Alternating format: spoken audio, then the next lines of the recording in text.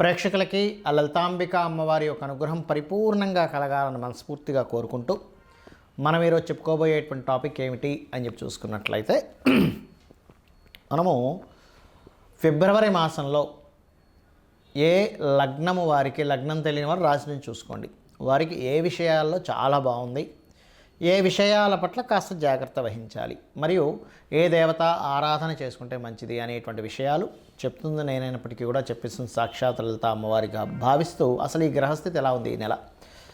మనకి వృషభ రాశిలో గురువు, మిథునంలో కుజుడు, అదేవిధంగా కన్యలో కేతువు, మీనంలో రాహువు,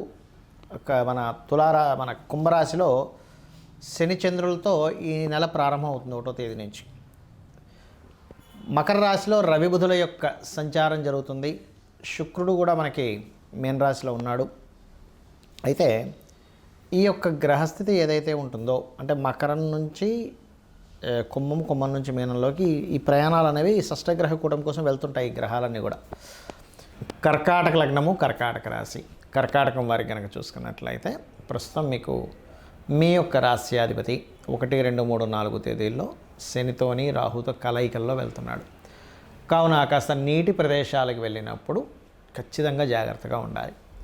అందులోని 3వ స్థానంలో మీకు కేతువు యొక్క సంచారం జరుగుతుంది. కాబట్టి ఏదైనా మాట్లాడుకునేటప్పుడు ఇద్దరు వ్యక్తుల మధ్యన ఏదైనా ఒక అగ్రిమెంట్ అవుతుంది, ఏదైనా ఒకటి మాట్లాడుకుంటారు, లేదా కొన్ని విషయాలు అక్కడ జరగనవి ఇంకోరెవరో చెప్తే ఆ గాసిప్ నిజం అనుకుని మనం కొన్ని రాంగ్ స్టెప్స్ వేస్తూ ఉంటాం, కొంత అధైర్యానికి గురవుతూ ఉంటాం. ఇట్లాంటి విషయాల్లో ఒక క్లారిటీ తెలుసుకోండి. ఎవరైనా ఒక మాట చెప్పారు, ఇది కరెక్టా కాదా, సరైనటువంటిదా కాదా అనేటువంటి తెలుసుకోండి. ఏదైనా ఒక అగ్రిమెంట్ రాసుకునేటప్పుడు కూడా కాస్త జాగ్రత్తగా ఉండండి.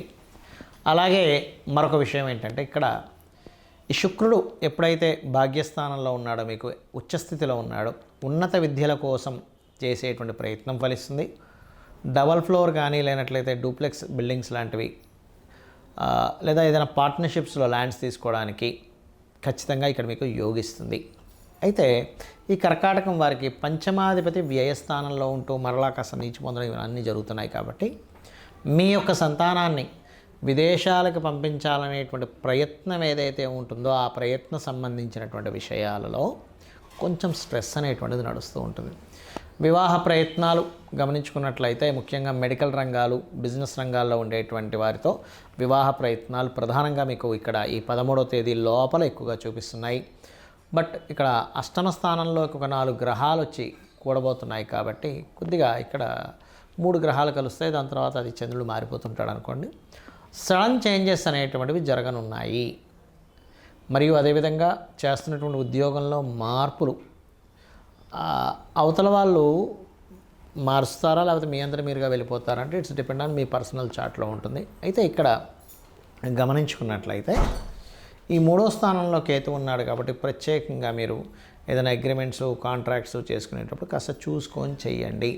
అన్నదమ్ములతోని, అక్క చెల్లెలతో ఏదైనా మాట్లాడేటప్పుడు కానీ, ఫ్రెండ్స్తో ఏదైనా మాట అది వచ్చినప్పుడు, ఎవరితోనైనా మెయిల్స్ కానీ వాట్సాప్లో ఏదైనా పంపించేటప్పుడు కానీ ఖచ్చితంగా జాగ్రత్తగా ఉండండి. అందులో ముఖ్యంగా 1, 2, 3, 4 తేదీలు 5వ తేదీ వరకు కూడా కాస్త నీటి ప్రదేశాలకు వెళ్ళినప్పుడు మాత్రం చాలా జాగ్రత్తగా ఉండండి. ముఖ్యంగా ఇక్కడ భాగ్యస్థానంలో మీకు రాహు యొక్క సంచారం జరుగుతుంది. కాబట్టి పితృదేవత తర్పణాలు, పితృదేవతలకు చేసేటువంటి విషయాల పట్ల కాస్త జాగ్రత్తగా ఉండాలి.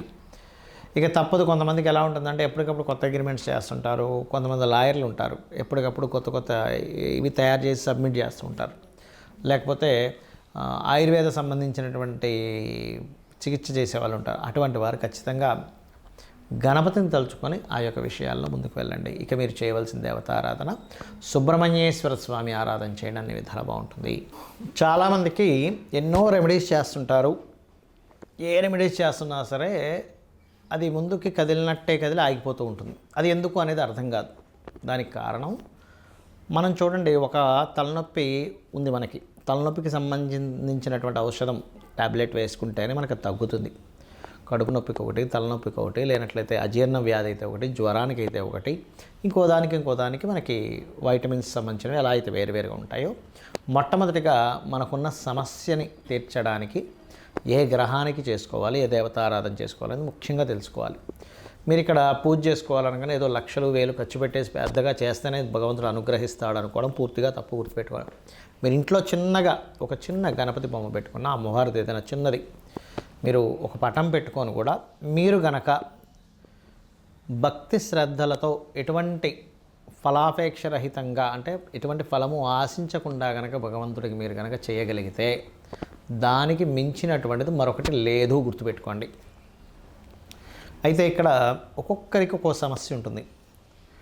మీకు సింపుల్గా మీ యొక్క జాతక చక్రంలో మీ గ్రహస్థితి మీకు చూసుకోవడం తెలియదు కాబట్టి కొంతమందికి తెలిసి ఉంటుంది, ఆస్ట్రాలజీ పరిచయం ఉన్నవారు, కొంతమందికి తెలియదు.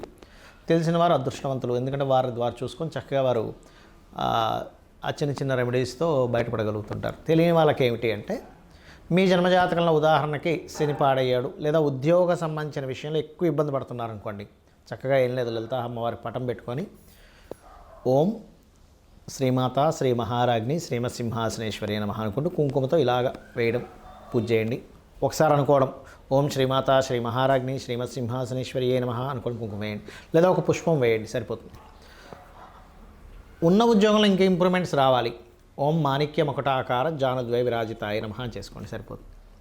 లేదండి అనారోగ్య సమస్యలతో ఎక్కువగా బాధపడుతున్నాము అనుకునేటువంటి వారు ముఖ్యంగా సూర్య భగవానుని చూస్తూ ఓం సర్వవ్యాధి పరసమని సర్వమృత్యు నివారిణి అగ్రగణ్య అచింత్య రూప కలికల్మషనాశినే నమః చేసుకోండి, సరిపోతుంది. పేరు ప్రఖ్యాతలు రావాలి సూర్యభగవాన్నే చూస్తూ ఓం భానుమండల మధ్యస్థ భైరవీ భగమాలినే నమః. అయితే మీరు చేసేటప్పుడు సూర్యుల్లో అమ్మవారు ఉంది అనేటువంటి భావనతో చేయండి. ఇంట్లో పూజ చేసేటప్పుడు అక్కడ ఏదో పటం ఉందని కాదు, సాక్షాత్ అమ్మవారు అక్కడ ఉంది, ఆ అమ్మవారికి నేను చేస్తున్నాను అనేటువంటి భావనతో చేయండి, ఖచ్చితంగా ఫలితం వస్తుంది. ఏమి ఆశించకుండా మీరు చేయండి, ఆటోమేటిక్గా ఫలితం వచ్చేస్తుంది. పంచోపచార పూజ అంటుంటారు తెలుసు కదా, గంధము పుష్పము దీపము ధూపము నైవేద్యము, ఏ నైవేద్యమైనా పెట్టచ్చు. గుర్తుపెట్టుకోండి, ఇదే పెట్టాలి ఇది పెట్టకూడదు అనేది ఏమీ లేదు. మీ భక్తి శ్రద్ధలతో శ్రీకృష్ణ పరమాత్మ చెప్పాడు ఏంటి, మీరు ఫలాపేక్ష రహితంగా ఫలమైనను పుష్పమైనను పత్రమైనను ఉదకమైనను మీరు ఏది సమర్పించినా కూడా నేను ప్రీతితో స్వీకరిస్తున్నాను అన్నాడు ఆయన. కాబట్టి అలా పెట్టండి, ఖచ్చితంగా తీసుకుంటాడు స్వామి. మరి అదేవిధంగా మరి కొంతమందికి వివాహం అవ్వదు, అలాంటి వారు తెల్లటి పుష్పాలు ఎర్రటి పుష్పాలు తీసుకొని అమ్మవారి ఫోటో దగ్గర లేకపోతే యంత్రం ఉంటే యంత్రం దగ్గర చక్కగా మీరు యంత్ర సంబంధించిన కూడా కొన్ని చెప్తాను నేను మీకు తర్వాత వీడియోలో. అక్కడ చక్కగా ఏం చేస్తారంటే మీరు ఒక్కొక్క పువ్వు వేస్తూ ఓం కామేశబద్ధ మాంగళ్య సూత్రశోభిత కందరాయే నమః అనుకుంటూ చేయండి. లేదండి మా దగ్గర పుష్పాలు దొరకట్లేదు లేకపోతే అంత పొద్దున్నే లేదు అంటే అక్షింతలు వేసుకుంటూ కూడా చేయవచ్చు, అందులో ఎటువంటి సందేహం లేదు. మరి అదేవిధంగా వివాహ జీవితం బాగాలేదు అలాంటి వారు చక్కగా మీరు ఓం శివకామేశ్వరాంకస్త శివ స్వాధీన వల్లభాయే నమః చేసుకోండి. లేదంటే బిజినెస్లో మేము రాణించలేకపోతున్నాము అటువంటి వారు ఓం ఇంద్రగోప పరిక్షిప్త స్మరతూనా భజంగికాయై నమః. ఫైనాన్షియల్ గ్రోత్ రావాలి, ఓం సంపత్కరీ సమారూఢ సింధుర వ్రజ సేవితాయే నమః. ఆ రకంగా మీరు ఎంత చేసుకుంటూ ఉంటే అంత చక్కటి ఫలితాలు మీకు రావడం జరుగుతుంది. అలాగే మరి కొంతమందికి అప్పులు ఎక్కువగా ఉంటాయి, వాళ్ళ రేపు అప్పుల బాధలు చాలామంది పడుతున్నారు. ఓం అపర్ణాయే నమః అని చక్కగా బిల్వ దళాలు కనుక మీ దగ్గర ఉంటే ఒక్కొక్క బిల్వ దళంతో అమ్మవారి దగ్గర పెడుతూ ఒక పుష్పము బిల్వదళం కలిపి చేయండి, ఖచ్చితంగా మీరు అప్పుల బాధల నుంచి బయటపడతారు.